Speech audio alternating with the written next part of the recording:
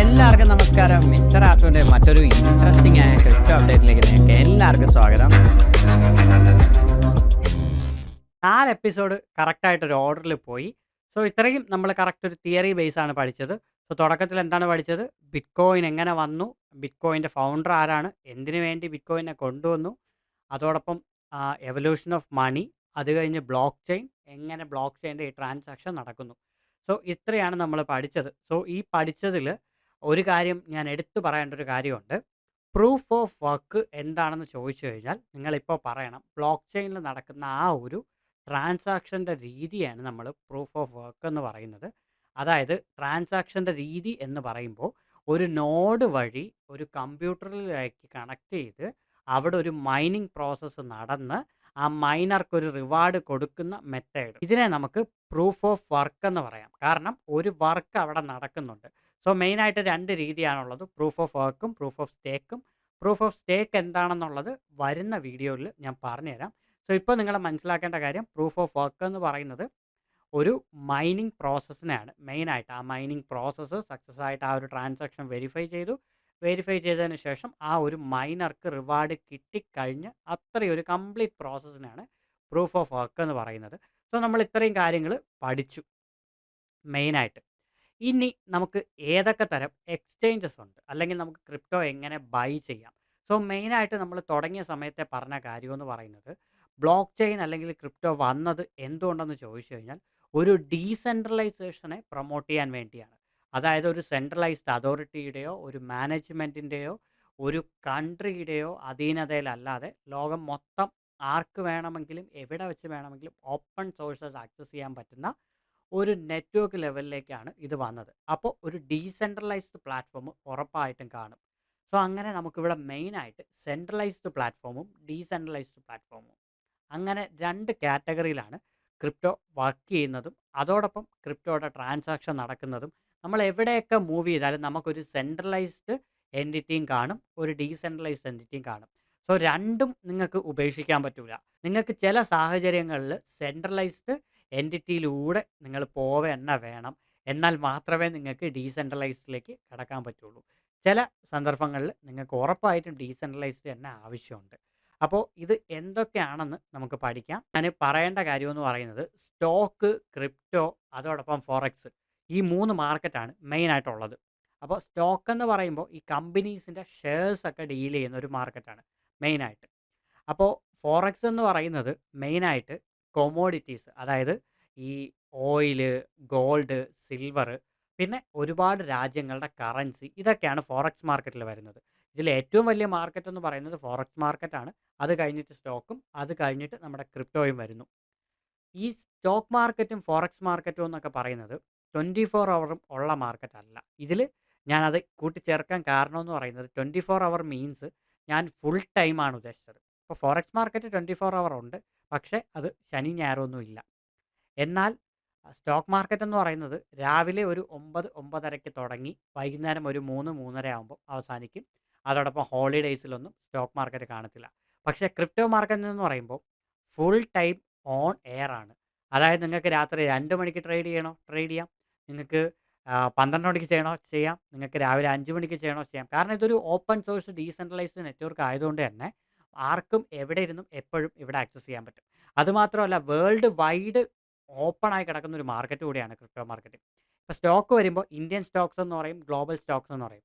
പക്ഷേ ക്രിപ്റ്റോയിലേക്ക് വരുമ്പോൾ ഗ്ലോബൽ ആയിട്ടാണ് ഒറ്റ ക്രിപ്റ്റോ വരുന്നത്. ഇന്ത്യൻ ക്രിപ്റ്റോ ഉണ്ടെങ്കിലും അതും ഗ്ലോബൽ ലെവലിലേക്കാണ് ലോഞ്ച് ചെയ്യുന്നത്. അത് വിദേശത്തുള്ള ഒരാളിന് ഈസി ആയിട്ട് മേടിക്കാൻ പറ്റുമല്ലോ, അല്ലാതെ ഇന്ത്യക്കകത്ത് മാത്രമായിട്ട് അത് ചുരുങ്ങി നിൽക്കത്തില്ലല്ലോ. അതാണ് ഞാൻ പറഞ്ഞു വരുന്നത്. അപ്പോൾ ക്രിപ്റ്റോ മാർക്കറ്റ് എന്ന് പറയുമ്പോൾ ഇപ്പോൾ ജസ്റ്റ് ബിഗിനിങ് സ്റ്റേജ് ആണ്. തുടങ്ങിയിട്ടേ ഉള്ളൂ എന്ന് മീൻസ് നമ്മുടെ ഗ്ലോബൽ മാർക്കറ്റ്, അതായത് സ്റ്റോക്കും ഫോറക്സുമായിട്ടൊക്കെ കമ്പയർ ചെയ്യുന്ന സമയത്ത് അവരൊക്കെ 2004, 2005 കാലഘട്ടങ്ങളിലൊക്കെയാണ് അവരുടെ ETF കാര്യങ്ങളും ഒക്കെ വന്നത്. അതായത് ഗോൾഡിൻ്റെ, സിൽവറിൻ്റെ പോലത്തെ ETF കാര്യങ്ങളും, പിന്നെ സ്റ്റോക്ക് മാർക്കറ്റിലെ റെഗുലേഷനും കാര്യങ്ങളൊക്കെ വന്നതും എല്ലാം വന്നത് ആ ഒരു ടൈമിലാണ്. ക്രിപ്റ്റോ മാർക്കറ്റ് 2024 അല്ലെങ്കിൽ 2023, 24 കാലഘട്ടങ്ങളിലാണ് ഇവിടെ ETF വരുന്നത്. ETF വേണ്ടി ഒരുപാട് നാളായി കിടന്ന് കുറേ കാര്യങ്ങളൊക്കെ നടക്കുന്നുണ്ടെങ്കിലും 2024 ജനുവരിയിലാണ് ബിറ്റ്കോയിൻ്റെ ETF അപ്രൂവ് ചെയ്തത്. എന്നാൽ എത്തീരിയത്തിൻ്റെ ETF അപ്രൂവ് ചെയ്യുന്നത് ജൂൺ, ജൂലൈ, ഓഗസ്റ്റ് ആ സമയത്താണ്. എന്താണ് ETF എന്ന് പറഞ്ഞു കഴിഞ്ഞാൽ എക്സ്ചേഞ്ച് ട്രേഡഡ് ഫണ്ട്. സോ ETFനെ കുറിച്ച് ഡീറ്റെയിൽ ആയിട്ട് വീഡിയോ ഒക്കെ ഞാൻ ചെയ്തിട്ടുണ്ട്. ഞാൻ മോളിൽ ഐക്കാർഡിൽ കൊടുത്തിരിക്കാം. ഒന്ന് ചെക്ക് ചെയ്താൽ മതി. ഇതിലത് ഉൾപ്പെടുത്തുന്നില്ല. ജസ്റ്റ് ഒരു പോയിന്റ് പറഞ്ഞതേ ഉള്ളൂ. അപ്പോൾ ഫോറക്സ് മാർക്കറ്റിൽ ഒരുപാട് ആൾക്കാർ ട്രേഡ് ചെയ്യുന്ന വലിയ വലിയ ഈ പറയുന്ന ബാങ്ക്സും വലിയ വലിയ എൻറ്റിറ്റീസും എല്ലാം ട്രേഡ് ചെയ്യുന്ന മാർക്കറ്റാണ് ഫോറക്സ്. അതുകൊണ്ടാണ് ഫോറക്സ് മാർക്കറ്റിൽ ഡെയിലി ഒരു 6 ട്രില്യൻ്റെ ഒക്കെ ട്രേഡിംഗ് വോളിയം വരുന്നത്. ഇപ്പോൾ സ്റ്റോക്ക് എടുത്ത് നോക്കുവാണെങ്കിൽ സ്റ്റോക്കിലും അത്യാവശ്യം വോളിയം ഉണ്ട്. ഇവിടെ ക്രിപ്റ്റോയിൽ നോക്കുവാണെങ്കിൽ ടോട്ടലി 2-2.5 ട്രില്യനകത്തെ ക്രിപ്റ്റോയുടെ മൊത്തം ഉള്ളൂ. മൊത്തം എന്ന് പറയുമ്പോൾ എൻ്റയർ ക്രിപ്റ്റോ ടോട്ടലാണ് ഞാൻ പറയുന്നത്.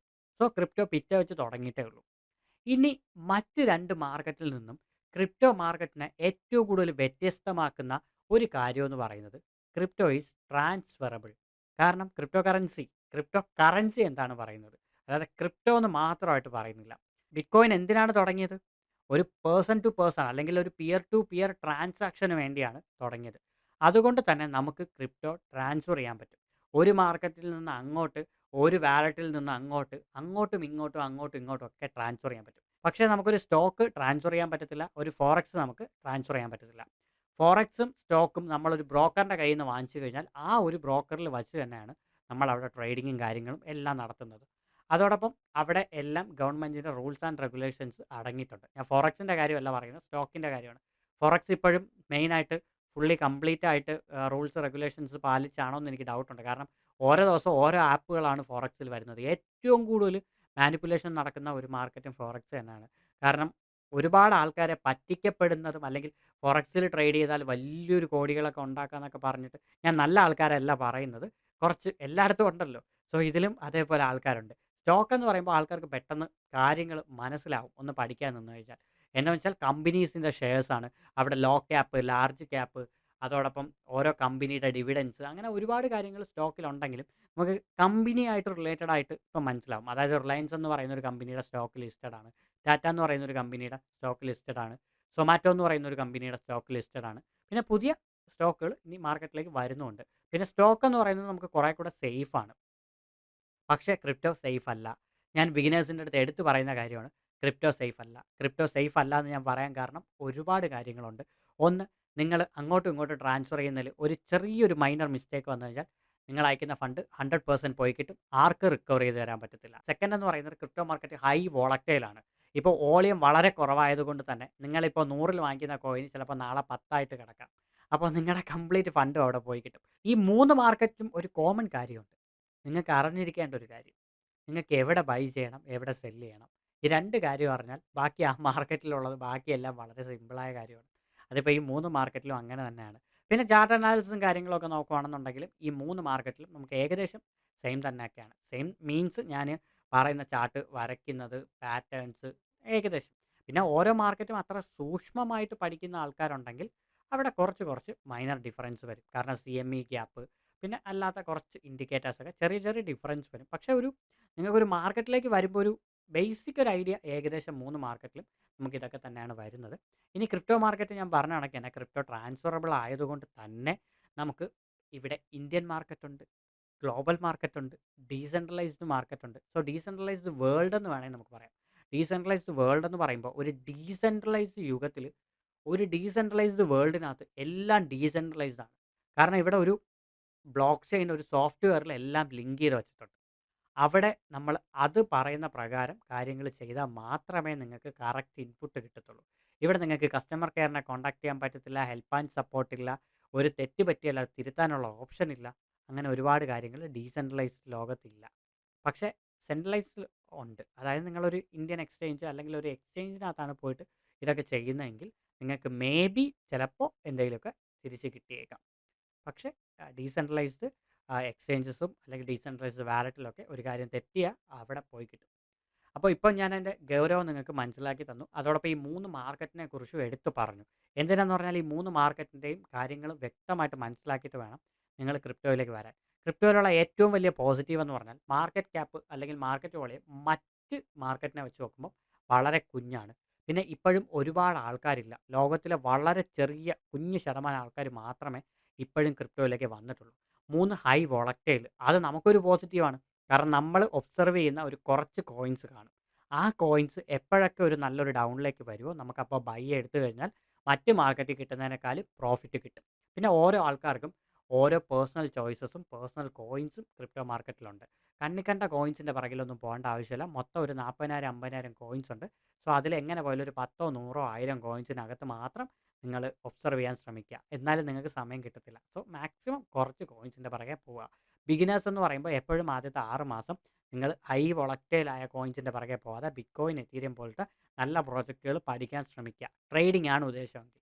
അല്ല ബാക്കി കാര്യങ്ങളൊക്കെ ആണെങ്കിൽ നിങ്ങൾക്ക് ട്രൈ ഔട്ട് ചെയ്യാം. മറ്റ് മാർക്കറ്റിൽ അതിൻ്റേതായ ഡ്രോബാക്സും ഉണ്ട്. എന്നാൽ അതിൻ്റേതായ പോസിറ്റീവ്സും ഉണ്ട്. സോ മറ്റ് മാർക്കറ്റിനെ കുറിച്ച് ഞാൻ ഈ വീഡിയോയിൽ പറയുന്നില്ല. അത് നമ്മുടെ ടോപ്പിക്ക് മാറിപ്പോകും. സോ നമ്മുടെ ടോപ്പിക് എന്ന് പറയുന്നത് ക്രിപ്റ്റോ തന്നെയാണ്. അപ്പോൾ ക്രിപ്റ്റോയും മറ്റ് മാർക്കറ്റും തമ്മിലുള്ളൊരു വ്യത്യാസം നിങ്ങൾക്ക് മനസ്സിലായെന്ന് വിശ്വസിക്കുന്നു. സോ ഇവിടെ ട്രാൻസ്ഫർ തന്നെ ചെയ്യാൻ പറ്റും. ക്രിപ്റ്റോയെ നമുക്ക് അങ്ങോട്ടും ഇങ്ങോട്ടും ഒക്കെ ട്രാൻസ്ഫർ ചെയ്യാം. അപ്പോൾ അത് എങ്ങനെയാണെന്ന് പഠിക്കണമെങ്കിൽ നിങ്ങൾ അടുത്ത വീഡിയോ കണ്ടാൽ മതി. സോ അത് ഈ വീഡിയോയുടെ കൂടെ ഞാൻ ആഡ് ചെയ്യുന്നില്ല. വീഡിയോ കുറച്ച് ലെങ്ത് ആകും. സോ നെക്സ്റ്റ് വീഡിയോയിൽ നമുക്ക് ക്രിപ്റ്റോ എങ്ങനെ ട്രാൻസ്ഫർ ചെയ്യാം, ആ ട്രാൻസ്ഫർ ചെയ്യുമ്പോൾ ശ്രദ്ധിക്കേണ്ട കാര്യങ്ങൾ, അതോടൊപ്പം ഒരു എക്സ്ചേഞ്ചിലേക്ക് എങ്ങനെ മൂവ് ചെയ്യാം, എല്ലാ കാര്യങ്ങളും നമുക്ക് നെക്സ്റ്റ് വീഡിയോയിൽ നമുക്ക് നോക്കാം. അപ്പോൾ ഈ വീഡിയോ നിങ്ങൾക്ക് യൂസ്ഫുൾ ആയിട്ടുണ്ടെങ്കിൽ ചെറിയൊരു ഇൻഫർമേഷൻ വീഡിയോ ആയി. സോ ഇതുവരെ നമ്മൾ തിയറി ഭാഗം മാത്രമാണ് കൈകാര്യം ചെയ്തത്. ഇനി നമ്മൾ ഡയറക്റ്റ് പ്രാക്ടിക്കലിലോട്ട് പോവാണ്. സോ അടുത്ത വീഡിയോ മിസ് ചെയ്യരുത്. മറക്കാതെ ഉറപ്പായിട്ടും കാണാൻ ശ്രമിക്കുക. അതോടൊപ്പം സബ്സ്ക്രൈബ് ഒന്ന് ചെയ്തേക്കുക. കാരണം എന്നാൽ മാത്രമേ നിങ്ങൾക്ക് പുതിയ വീഡിയോ അപ്ലോഡ് ചെയ്യുമ്പോൾ നോട്ടിഫിക്കേഷൻസും കാര്യങ്ങളൊക്കെ വരത്തുള്ളൂ. എൻ്റെ മറ്റ് സോഷ്യൽ മീഡിയ ഹാൻഡിൽസ് ഉറപ്പായിട്ടും ജോയിൻ ചെയ്യുക. കാരണം ഈ ഒരു എഡ്യൂക്കേഷണൽ വീഡിയോസ് ഞാൻ ചെയ്യുന്നുണ്ട്. എനിക്ക് കിട്ടുന്ന റീസെൻ്റ് ആയിട്ടുള്ള അപ്ഡേറ്റ്സ് എല്ലാം ഞാൻ മറ്റ് സോഷ്യൽ മീഡിയ ഹാൻഡിൽസിലാണ് പോസ്റ്റ് ചെയ്യുന്നത്. അപ്പോൾ അതെല്ലാം ഒന്ന് ജോയിൻ ചെയ്തേക്കുക. WhatsApp, Twitter, Instagram, Telegram. അപ്പോൾ നമുക്ക് നാളെ മറ്റൊരു ഇൻട്രസ്റ്റിംഗ് ആയ ക്രിപ്റ്റോ അപ്ഡേറ്റുമായി കാണും വരെ